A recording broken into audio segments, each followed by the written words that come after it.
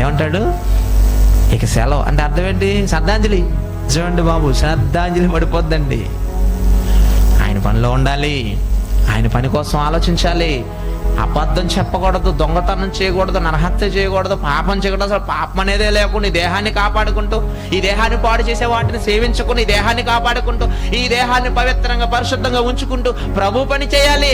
అలా చేస్తూ ఉండి నువ్వు చచ్చిపోతే దేవదూతలు పంపించి పరదేశికి తీసుకువెళ్తాడు. ఏది కావాలి? నేను పోతే ఊర్లో అందరూ వచ్చి నన్ను తీసుకెళ్ళాలి.